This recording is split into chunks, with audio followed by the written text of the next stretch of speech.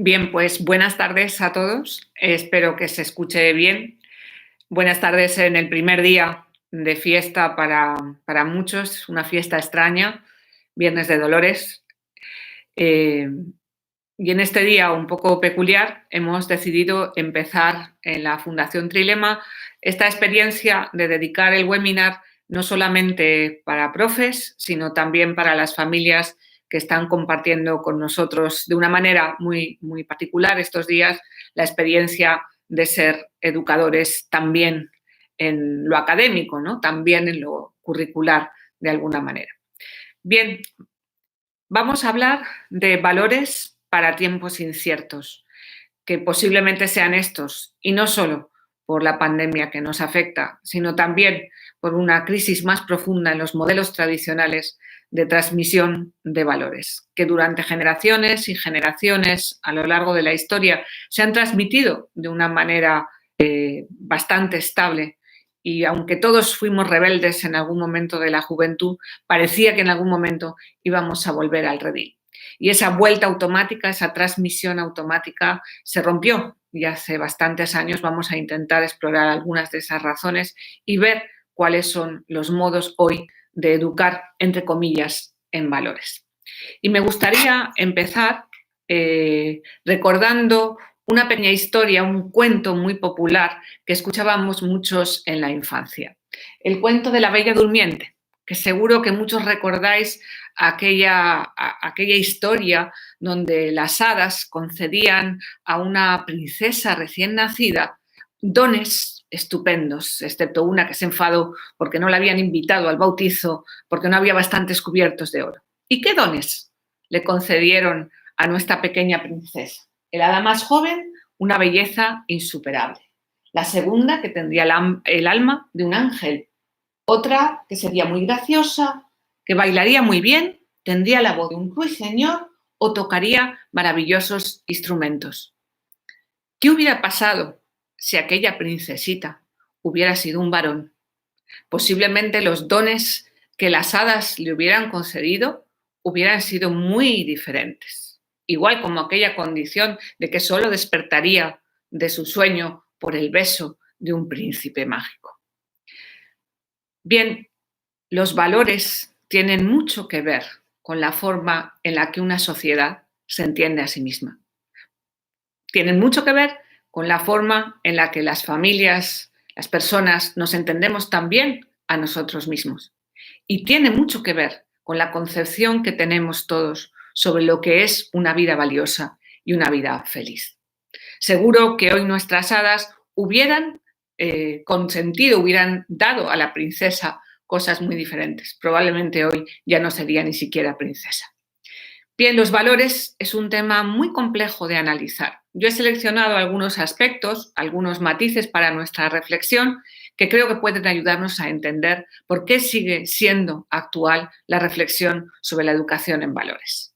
Por eso me gustaría dedicar unos minutos a cada uno de estos aspectos, al concepto de los valores, a cómo ha cambiado la educación en valores en estos años, en estos últimos posiblemente 50 años, ha ido pasando por diferentes estadios, cómo se está abordando en otros lugares, cuáles son los desafíos para las aulas, cuáles son algunos desafíos también para las familias en estos momentos y al final cuáles son mis particulares desafíos a la hora de configurar un currículum de educación en valores para una sociedad de futuro. Bien, vamos a empezar pensando un poco cómo ha evolucionado.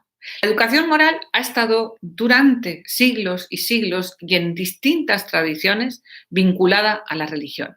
No existió hasta pasado posiblemente siglo XVI, siglo XVII, una especie de concepción de la moral civil. Un divorcio gradual entre la reflexión de la ética filosófica distinta, diferente y muchas veces contrapuesta a las religiones.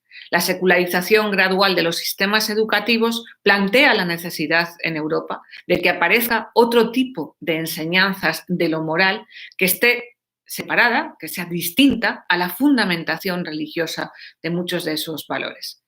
Esa historia de la educación para la convivencia, la asignatura de ética que muchos recordaremos de los tiempos previos a la LOCSE, la alternativa a la clase religión, esa polémica que todavía desgraciadamente hoy no hemos encontrado una respuesta, cambia en la LOCSE y pasa a llamarse y pasa a conocerse por todo el discurso de los ejes transversales. Los ejes transversales, si recordaréis, la educación para la salud, para el consumo, la educación sexual, la coeducación, iban tratando y planteaba la obligación de todos los profesores de educar en las escuelas en valores en determinados temas que afectaban a todas las disciplinas. Tenían que atravesar, transversales, todo lo que hacíamos en los centros escolares. Como tenía que afectar todo y no fue parejo a un verdadero cambio a nivel de metodología y de planteamiento de currículum, los transversales se quedaron muchas veces en actividades puntuales, en actividades descontextualizadas, en semanas y en buenas intenciones de muchos de los profesores que no estábamos en aquel momento preparados tampoco para abordar todas esas disciplinas dentro de nuestras materias ordinarias. De los ejes transversales de la LOCSE pasamos después a la gran polémica de educación para la ciudadanía que durante varios años afectó a nuestra arena educativa. La necesidad de encontrar un modo de educar una ética civil común y obligada para todos los ciudadanos despertó en nuestro país grandes diferencias, debates muchas veces crispados y muchas veces contaminados por intereses que no tenían mucho que ver con la educación.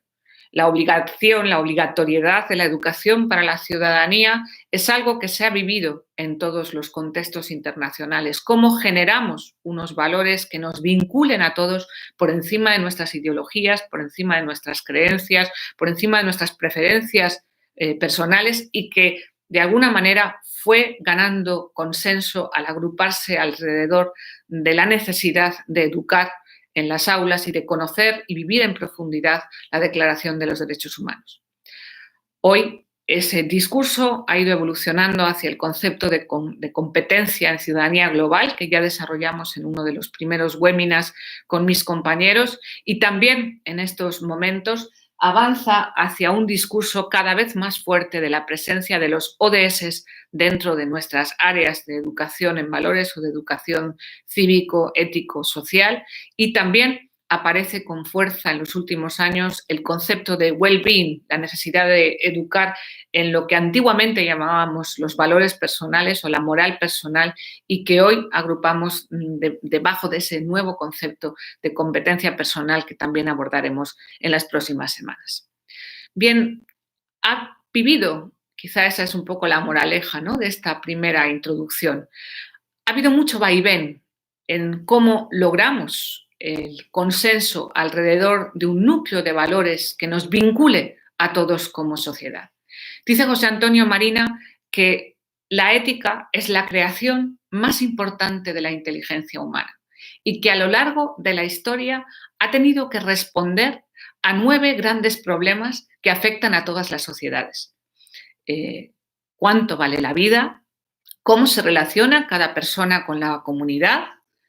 El problema de la propiedad, de los bienes y la distribución, el problema del poder y cómo se ejercita, los modos de resolver los conflictos, la sexualidad, la familia y la procreación, el cuidado de los débiles, la relación con los extranjeros, con los otros y la relación con el más allá.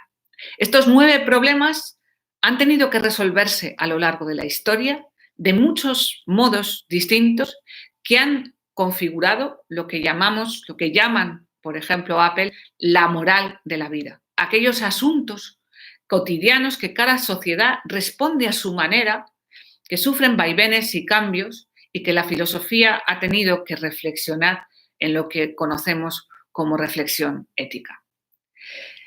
¿Por qué hoy esa reflexión no afecta única y exclusivamente a cada grupo humano singular, sino que se ha convertido en un problema de todos? Las instituciones internacionales, las europeas particularmente, urgen hoy hacer un planteamiento de una educación en valores compartida, de una educación cívica compartida por todas las sociedades, ante 3 grandes preocupaciones que cada vez se hacen más acuciantes y que de alguna manera empiezan también a entrar en crisis y en conflicto ante la situación que estamos viviendo. La primera preocupación es el déficit democrático de nuestras sociedades. ¿Por qué los más jóvenes tienen una apatía política enorme? ¿Por qué hay una desconfianza, un desprecio? ¿Por qué hacia nuestras clases políticas y dirigentes? ¿Por qué nuestros jóvenes no votan? ¿Por qué la abstención es el partido más votado en muchos círculos de aquellos que deberían o en otros momentos de la historia se apasionaron por la participación política? El déficit en las actitudes democráticas, la erosión del capital social, la erosión, es decir, la falta de actitudes de compromiso y de vinculación a causas sociales, a ONGs, a movimientos vecinales que genera cohesión social, es otra de las grandes preocupaciones. Quizás si una cosa importante estamos descubriendo en esta pandemia es cómo ha hecho sacar de nosotros mismos muchas actitudes y comportamientos solidarios, darnos cuenta de quién tenemos al lado y generar redes formales e informales de colaboración que estaban dentro de nosotros y parecía que no salían. La tercera preocupación, gran preocupación en los contextos internacionales, es la dificultad de encontrar valores compartidos cuando cada vez más se acentúan los radicalismos, los nacionalismos extremos, los movimientos neofascistas que despuntan de nuevo cuando parecían que después de la Segunda Guerra Mundial era impensable que países, las viejas democracias europeas, volvieran a vivir las amenazas de radicalismos que condujeron a esa gran catástrofe mundial. Bien, en esa búsqueda de valores compartidos se ha ido dibujando una serie de valores que yo he centrado en 7 grandes valores de consenso que se definen hoy como el ciudadano ideal en Europa. ¿Cuáles son esos valores compartidos? La autonomía, el espíritu crítico, la capacidad de iniciativa, la solidaridad, la responsabilidad, la participación y la cooperación. Se repiten en los currículums de las leyes de educación de los distintos países y en los grandes documentos que han ido reflexionando sobre la evolución de los estudios de ciudadanía. Pero esos valores compartidos pueden tratarse después en las iniciativas concretas dentro de las escuelas o dentro de las leyes de educación de 2 maneras muy diferentes.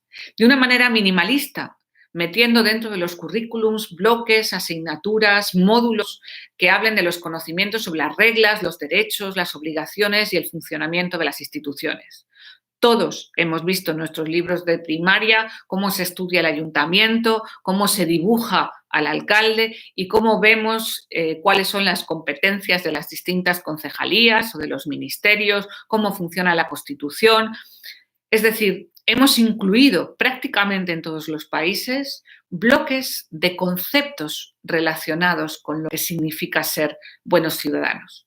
Pero hay una visión distinta, mucho más maximalista, que tiene que ver con la capacidad de desarrollar habilidades críticas, reflexivas, admitir la pluralidad como un hecho social positivo y no como una amenaza, de modo que se permita la independencia de pensamiento en cuestiones sociales, el disenso también como fuente de crecimiento social, y las capacidades para la participación activa en procesos sociales y políticos. Una visión más minimalista de la educación en valores cívicos a una visión maximalista, es decir, a una ambición a que realmente se apueste en nuestro sistema educativo formal por un modelo de sistematización de la educación en valores cívicos. Bien, eso supone, y damos un paso más, que de enseñar sobre los valores, sobre el bien, como decía Aristóteles, no hace que las personas se conviertan en buenas personas. Yo cuento muchas veces una unidad didáctica que hacíamos en mi escuela en Inglaterra hace ya muchos años, interdisciplinar entre todos los departamentos sobre las costumbres culinarias de las distintas culturas y religiones. ¿Por qué los hindús son vegetarianos, muchos de ellos? ¿Por qué los musulmanes no comen cerdo? ¿O los cristianos ayunan en cuaresma? Etcétera, etcétera. Y yo siempre decía, un poco con sentido del humor, que toda aquella profusa información que les dábamos sobre cuáles son las costumbres y preferencias de cada cultura, lo único que hacía es que mis alumnos quisieran meterle salchichas a sus compañeros musulmanes en el bocata de media mañana para fastidiarlos más. El conocimiento de lo bueno no cambia los corazones de las personas. Necesitamos un modelo distinto de educación moral, que no se agote en conocer los valores, que ni siquiera se agote tampoco en aprender cosas sobre valores, en modelos, en semanas valiosas, en la celebración del Día de la Paz, del Día de. Se trata de apostar realmente de una forma mucho más ambiciosa, mucho más sistemática y yo creo que también mucho más fundamentada en cómo gestamos laboratorios de vida valiosa dentro de nuestras escuelas y dentro de nuestros hogares para que aprendan no solo valores, sino a ser personas valiosas. Esto desafía completamente nuestra educación tradicional. La forma en la que nuestras escuelas, nuestros currículums, nuestras leyes de educación, nuestras metodologías tan enraizadas dentro de nuestras aulas, nuestros sistemas de evaluación, que incluso en estos momentos donde tantas otras cosas están pasando, estamos todavía preocupados por el 775 y si vamos a contar o no contar no sé qué tema para repetir curso. Creo que necesitamos un cambio profundo y que estamos en una ocasión histórica privilegiada para que ese cambio se pueda dar. Este cambio desafía nuestra educación tradicional. Yo os he puesto 7 grandes desafíos para nuestro sistema que una verdadera apuesta por una educación en valores cívicos y de convivencia social tienen que hacer plantearnos cuando tengamos la suficiente serenidad para abordarlo. El primer desafío es no negarnos a explorar los problemas más controvertidos que muchas veces dividen las opiniones de nuestras sociedades. El segundo desafío es la fragmentación enorme que nuestras escuelas tienen los conocimientos de las disciplinas, los libros de texto, las horas, los horarios, los modelos de organización escolar tan metido en compartimentos estanco, ¿no? Esto que te dicen los alumnos, es que esta hora no toca, esto no es de esta asignatura, usted no puede preguntar esto porque esto no es de aquí, o los profes que a veces estamos, me dejas tu hora, te presto mi hora, déjame como si fuera una especie de laboratorio, de enjambre, ¿no? de pequeñas celdas completamente independientes.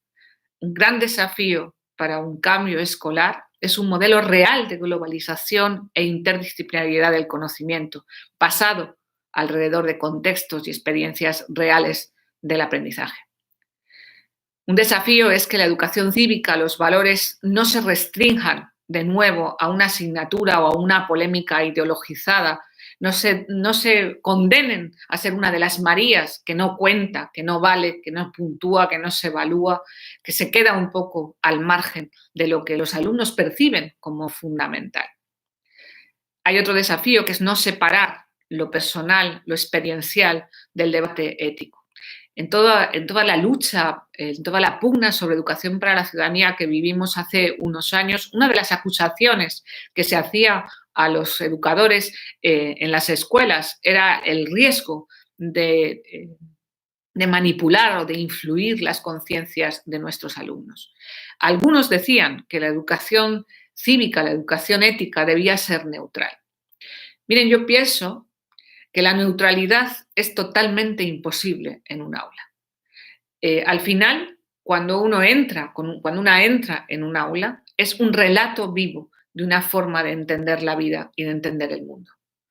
Tú puedes ser honesto y ser explícito en tu intencionalidad, en tu posición, puedes ser también equilibrado en la forma en que presentas la información o las opiniones de otros, pero es muy difícil que un sistema educativo sea neutral. Y de hecho creo que tampoco es bueno que ser neutral. Creo que hay muchas cosas que entendemos que no queremos ver en nuestras aulas. No queremos ver violencia, no queremos ver racismo, no queremos ver sexismo, no queremos ver discriminación, no queremos ver la injusticia o el desprecio hacia la inteligencia o hacia la investigación o hacia la ciencia. Hay muchas cosas que no queremos ver.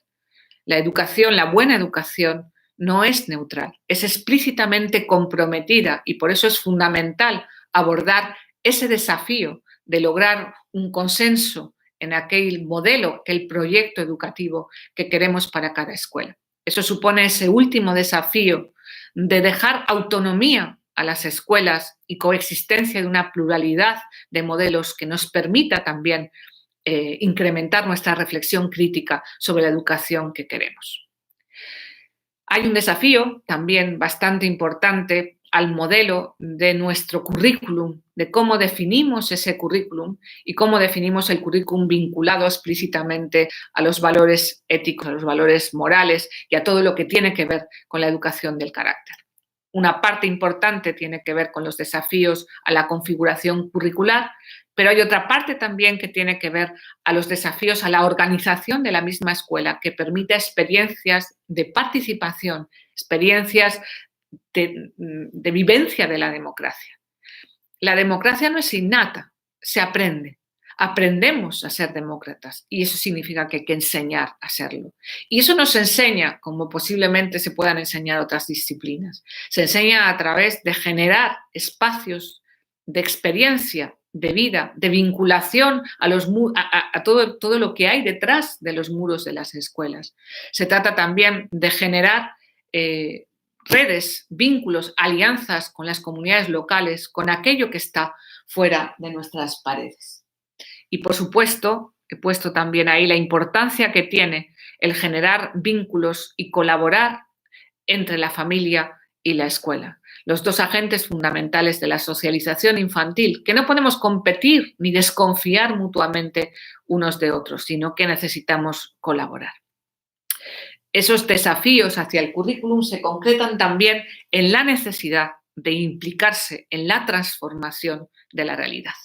No solamente qué tenemos que enseñar sobre valores, tampoco solamente cómo tenemos que enseñarlo dentro de las aulas, sino también hacia dónde tenemos que vincularnos y comprometernos en la transformación de nuestra realidad. La realidad en nuestras aulas, pero también la realidad en las comunidades locales donde nuestras escuelas se enraizan.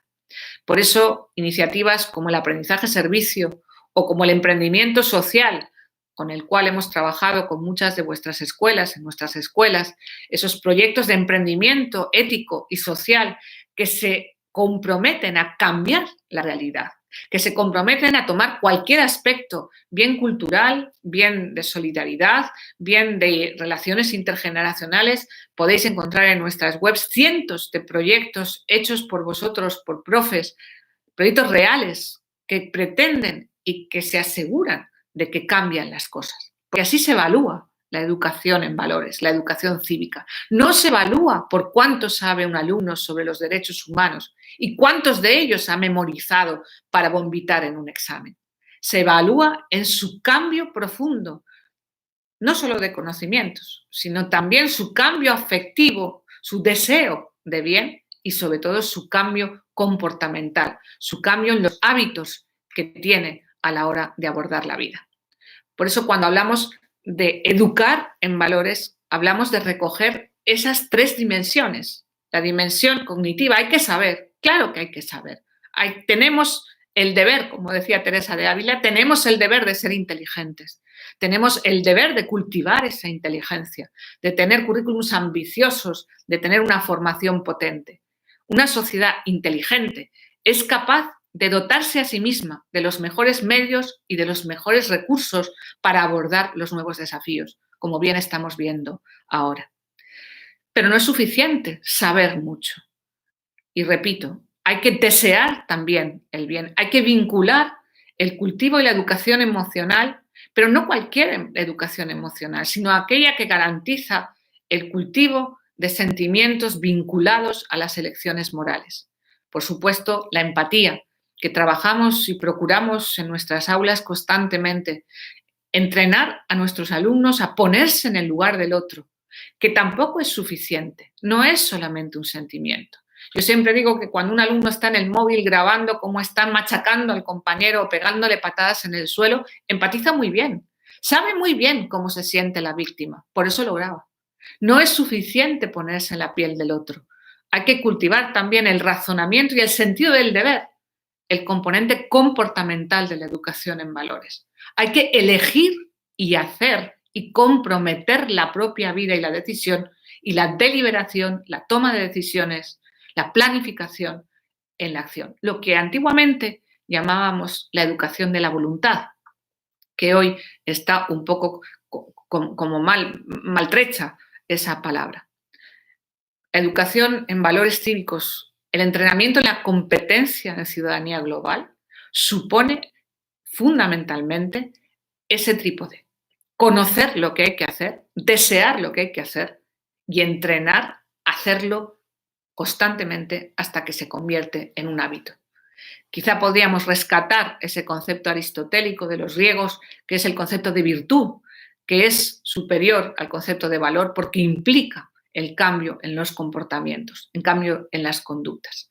El sentido del deber es una forma de vencer los impulsos o los deseos de no hacer lo que tengo que hacer. Miren, podemos educar, enseñar, mostrar, dar ejemplo de lo que hay que hacer, pero al final uno puede apetecerle más quedarse en la cama que sentarse delante del ordenador a las 9 de la mañana para hacer, entre comillas, los deberes o las actividades súper creativas que proponemos en estos momentos tan complicados. Entrenar las conductas valiosas es tan importante como generar actividades de comprensión de los valores. Por eso una buena clase de valores tiene muchos pasos. Tiene los pasos vinculados a las experiencias, a las narraciones, a proponer muchas alternativas, opciones, posibilidades y al final necesita ofrecer muchas experiencias repetidas, variadas, pero constantes, porque al final el hábito se adquiere por la repetición y es necesario habituar a nuestros alumnos a hacer el bien, a elegir y a hacer la vida buena. Y eso necesita de un compromiso en equipo de los docentes, necesita algunos elementos que son fundamentales para que esto permeabilice nuestro sistema educativo. Yo he elegido 6 que creo que son fundamentales y que tienen que estar presentes constantemente dentro de nuestras aulas. Experiencias intensas, referentes, que permitan dejar una huella en la memoria, ¿no? Yo siempre digo, cuando tú le preguntas a un alumno, ¿qué hiciste el año pasado en biología?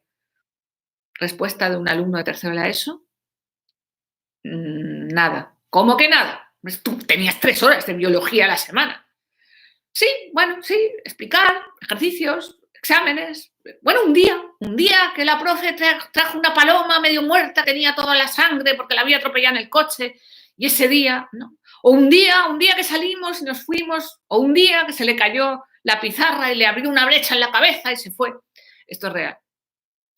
¿Qué recuerdan nuestros alumnos?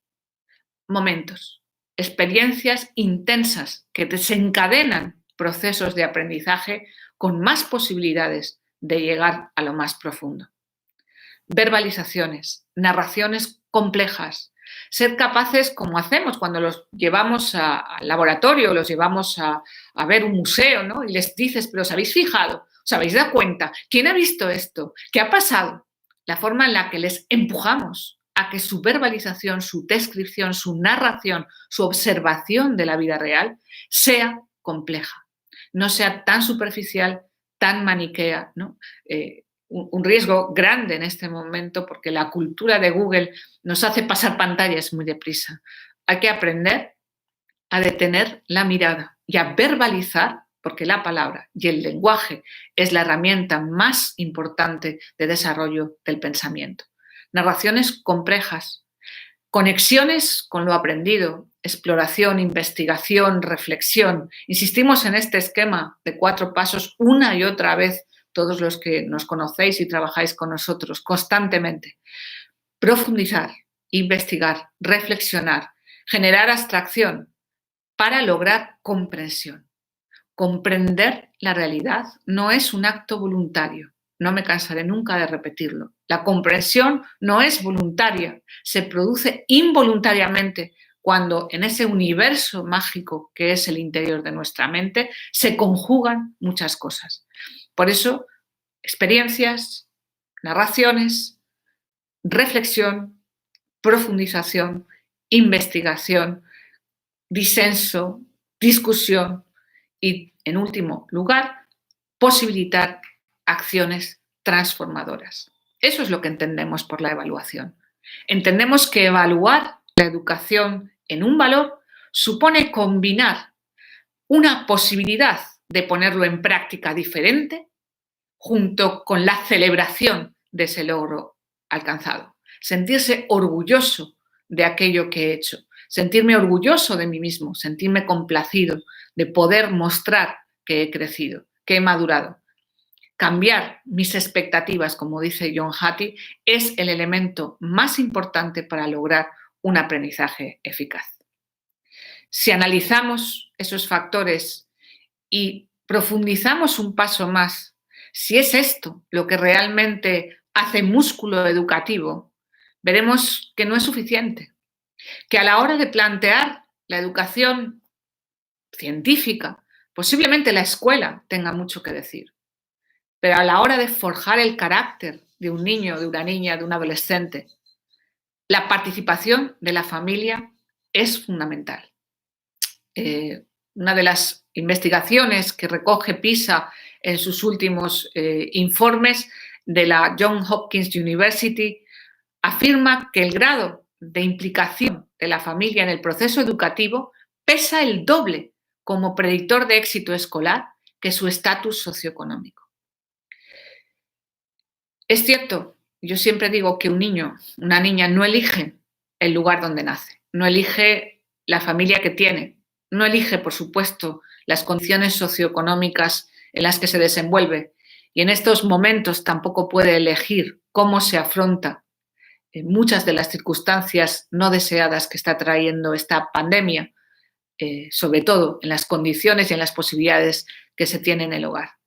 Pero ciertamente sabemos que la calidad de la relación entre los miembros distintos de una familia con los niños y las niñas, desde los abuelos, los padres, los cuidadores, los hermanos, los tíos, el entorno afectivo de un niño impacta en el crecimiento, en el desarrollo, incluso en el éxito vital de ese niño, el doble que sus opciones socioeconómicas.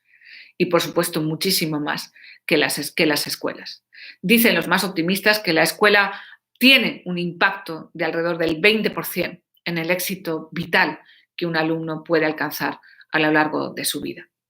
Por eso, aquello que hagamos en este tiempo, que de alguna manera se ha convertido en privilegiado, porque muchos de nosotros podemos estar con ellos, con los niños, con las niñas, mucho más que antes, es una gran oportunidad para desarrollar muchas de estas cosas. Y creo que es una oportunidad también para reflexionar sobre la relación que tiene la familia y la escuela en esa tarea de educar. Superar el conflicto, la desconfianza, ¿no? He puesto ahí esas tensiones que muchas veces se crean entre las escuelas de quién es la culpa, de quién es la culpa, quién tiene que hacerse responsable, qué puedo hacer, qué no puedo hacer. Creo que hay que reconstruir, y es una gran oportunidad lo que estamos viviendo juntos ahora. Hay que reconstruir esa relación de confianza mutua y de apoyo entre escuelas y familias. Pero hay algunas cosas, y ya paso a la última parte, que en la escuela nunca podremos hacer. Y yo he elegido 4 que creo que son fundamentales y que solo se pueden hacer en casa, que solo se pueden hacer con los nuestros. La primera es lo que llamaba Carballo la urdimbre constitutiva, es decir, él describía ¿no?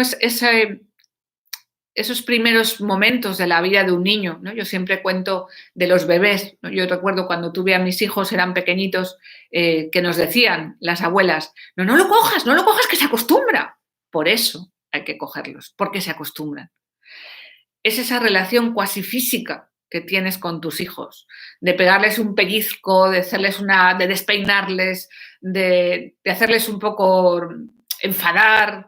Yo siempre digo que según el portazo que dan mis hijos por la mañana, sé si están de buen humor o de mal humor, ¿no? Hay una relación intangible, casi física, de cariño, de apego, de achuchones, ¿no? Hay algunos que son como cardos, otros son muy pegajosos, ¿no?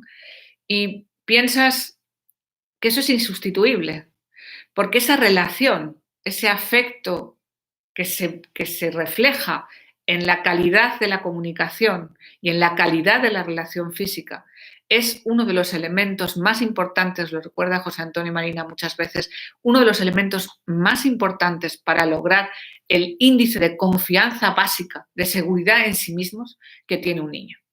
Y ahora que estamos todos revueltos dentro de pocos metros, esa relación cuasi física, esa intimidad, es importante educarla.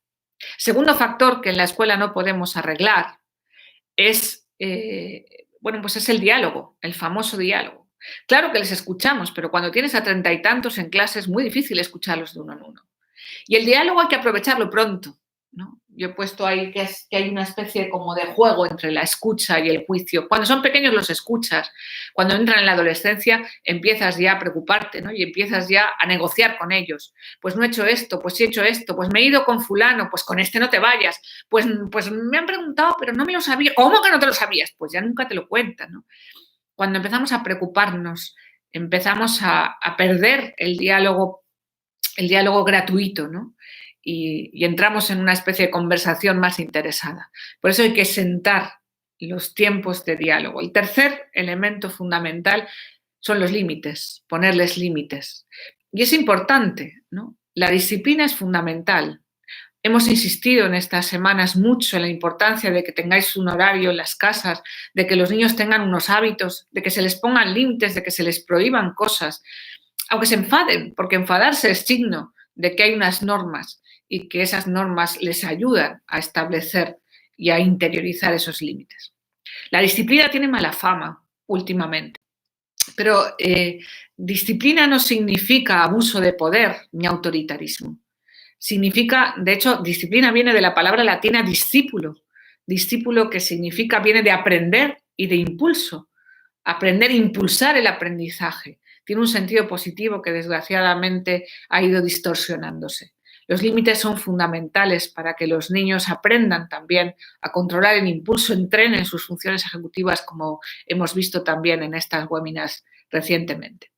Y el último factor que es fundamental es aburrirse juntos, ¿no? Hay que aprender a estar solos, porque al final todos estamos más pronto o más tarde solos en algún momento de nuestra vida. Y aprender el sentido de la soledad, educar esa vocecita interior que todos llevamos dentro, aprender a estar delante de pantallas apagadas, tener conversaciones que no son educativas, sino que son irrelevantes. Es una de las razones o de los factores más importantes a la hora de entender y dar sentido al tiempo, a la actividad, al trabajo y al descanso.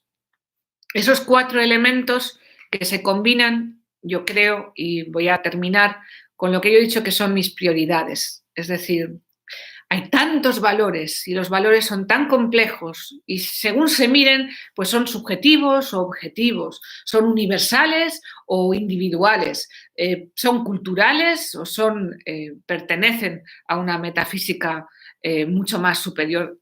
Hay muchas formas de entenderlos, hay muchísimos valores, hay muchos valores, contravalores, hay muchas opiniones, se jerarquizan, permanecen, pero al final a mí me gusta mucho una definición que que decía ya hace muchos años Abilio de Gregorio, un gran especialista de Salamanca, al que yo aprecio mucho, y él decía y definía: valor es lo que vale, y lo que vale es lo que se necesita. Y al final las necesidades, con esa pirámide de Maslow que todos hemos estudiado en algún momento en aquel estupendo tercero de BUP que todos hicimos, o los mayores hicimos en su momento, esa pirámide es muy relativa y muy cuestionable. Las personas necesitamos muchas cosas. Necesitamos cosas materiales, pero también necesitamos cariño, necesitamos mucho afecto, necesitamos emociones, necesitamos reconocimiento social, pero también necesitamos sentido, propósito, tenemos necesidades espirituales. Y esas necesidades, todas esas necesidades, son las que van definiendo aquello que valoramos. Y posiblemente si preguntamos o nos preguntamos qué es lo que más valoran nuestros hijos y nuestras hijas, posiblemente es el móvil. Si no, probar a quitárselo, dejarlos inmóvil un par de días. ¿Qué es un valor? Valor es lo que se necesita, valor es lo que vale es lo que se necesita y necesitamos aprender a despertar las necesidades más ambiciosas para el ser humano. Necesitamos educar las necesidades de nuestros hijos, de nuestras hijas, de nuestros alumnos para que ambicionen una vida más plena, para que no se conformen con la mediocridad. Y desde ahí, pues voy a cerrar con esas 10 prioridades para un presente que es complejo. A respetar a los otros, aunque no siempre a respetar lo que los otros hacen o quieren, combatir ese relativismo pragmático que muchas veces invade a nuestros adolescentes, donde parece que todo les da igual. Hay que fomentar esa búsqueda inalcanzable de la y no renunciar a buscar esa universalidad de valores como la justicia, la paz, la libertad, que han movido a las civilizaciones a llegar hasta donde estamos.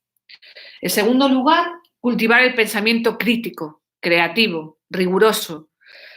Fundamental el desarrollar, como hemos también visto en estas semanas, el desarrollar, el aprender a pensar. Veíamos ayer con nuestro compañero, ¿no? Entrenar el pensamiento crítico, creativo y riguroso. Repito las 3 características porque creo que van de la mano. En tercer lugar, vivir la tensión de mejora personal. No conformarse, decía hace un momento, con la mediocridad. Desear ser mejor. Impulsarles a que no se conformen en constante tensión, buscando superarse a sí mismos, en aumentar las expectativas. Practicar la resiliencia, practicar la fortaleza ante la adversidad. Abría la primera charla de esta serie con la referencia a Ana Frank. Toda la escuela que se desarrolló en los años de la Guerra Mundial alrededor de este valor que Cyrulnik describía como resiliencia, como la superación, la capacidad de ser extraordinarios en los momentos más difíciles, de sacar de nosotros mismos lo mejor, a pesar de que las circunstancias muchas veces no ayudan. Entrenar los lenguajes para las relaciones afectivas, educar en la intimidad y todo lo que tiene que ver con la corporalidad y la sexualidad, que también abordaremos en las próximas semanas. Aprender a usar el dinero como medio para hacer el bien, descubrir el sentido del trabajo, descubrir el sentido del tiempo y del descanso, partir las rutinas de la vida diaria, compromisos que nos vinculen a la transformación ética de la realidad. Estimular una espiritualidad que nos permita trascender del futuro que deseamos para toda la humanidad.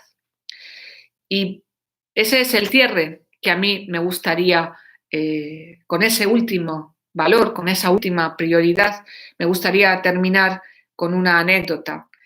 En uno de los encuentros de la Comisión Europea que dibuja los programas de juventud, en el que participamos hace ya muchos años, cuando empezaba Bienvenida a aquel encuentro, a aquellas jornadas, dijo algo que me ha marcado y que he repetido muchas veces.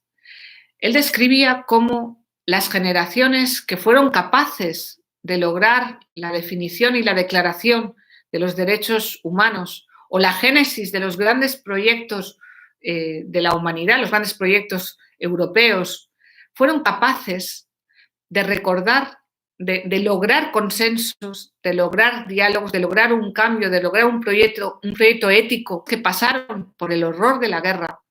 No quieren que eso jamás vuelva a suceder. Y él, que ya pintaba en canas, decía, ¿qué pasará? ¿Qué pasará a la humanidad cuando se olvide la gran catástrofe o el gran desastre que nos llevó al conflicto mundial? ¿Cómo seremos capaces de ser generosos para lograr un proyecto, una utopía compartida e ilusionante si perdemos la memoria de lo que no queremos repetir?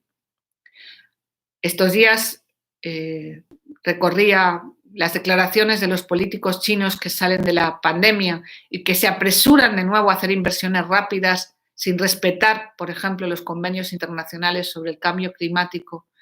Y me recorre un escalofrío y me pregunto, y así me gustaría terminar, ¿será posible que no olvidemos y que creemos una memoria colectiva a partir de lo que estamos viviendo en esta gran pandemia para generar un mundo nuevo. Seremos capaces de que esa memoria nos permita ser generosos para dibujar una sociedad, una utopía. Por eso pinto en mi álbum de fotos particular la foto de Tomás Moro. Dibujaremos una utopía de un mundo diferente que nos vincule a cambiar gracias a la memoria del dolor, del sufrimiento, de la dificultad que todos estamos compartiendo. Gracias.